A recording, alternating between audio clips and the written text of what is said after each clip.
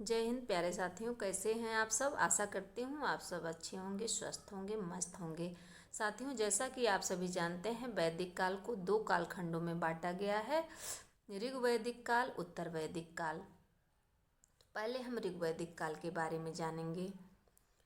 आर्यों द्वारा निर्मित सभ्यता को वैदिक सभ्यता कहते हैं। आर्य शब्द का अर्थ श्रेष्ठ होता है। आर्यों की भाषा संस्कृत थी। यह ग्रामीण सभ्यता थी।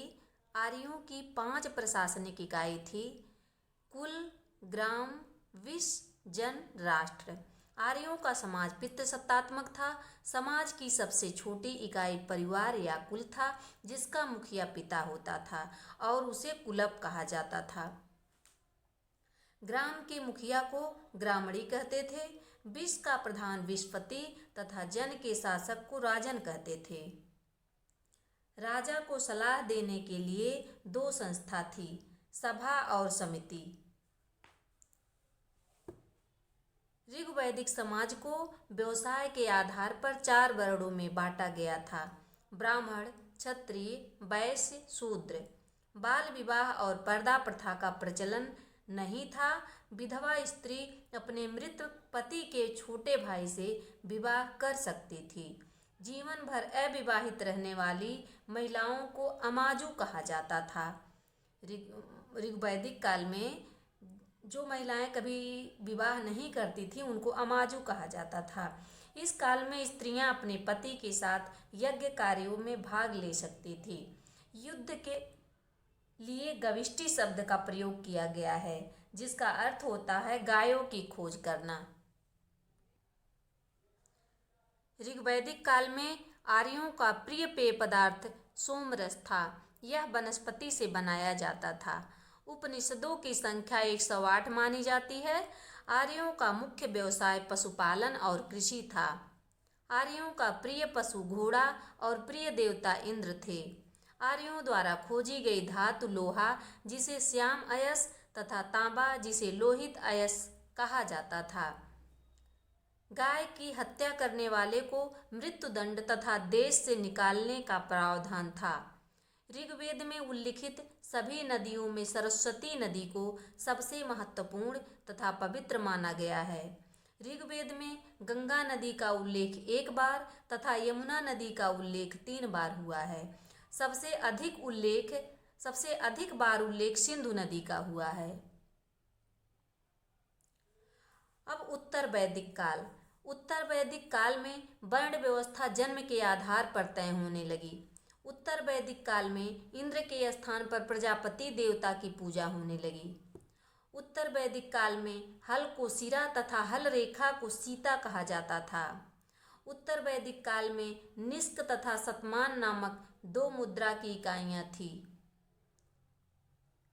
सत्यमेव जयते मुंडकोपनिषद से लिया गया है। इसी उपनिषद में यज्ञ की तुलना फूटी नाव से की गई है।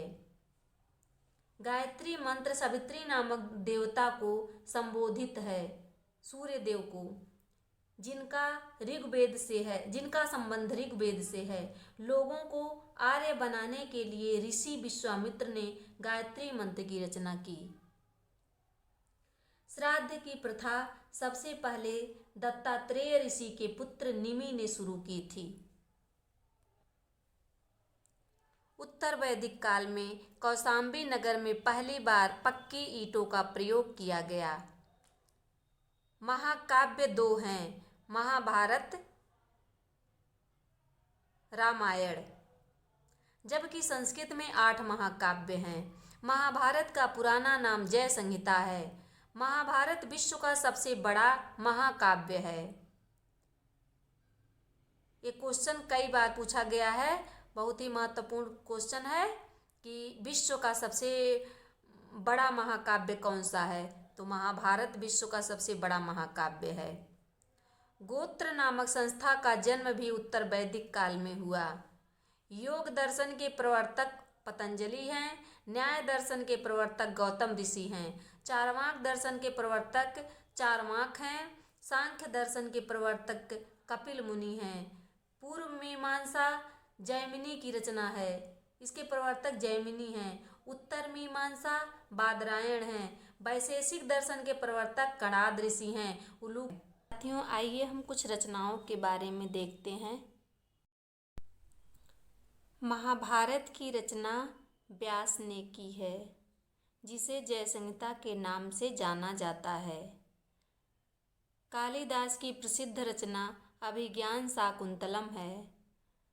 कालिदास की अन्य प्रसिद्ध रचना मालविकाग्निमित्रम है। विक्रमोर्वशीयम है। महाकाव्य में रघुवंश और कुमार संभवम 2 खंड काव्य हैं, मेघदूत और ऋतु संहारम। अर्थशास्त्र की रचना कौटिल्य ने की, जो एक विधि ग्रंथ है। इंडिका नामक पुस्तक की रचना मेगस्थनीज ने की है। हेरोडोटस को इतिहास का पिता कहा जाता है।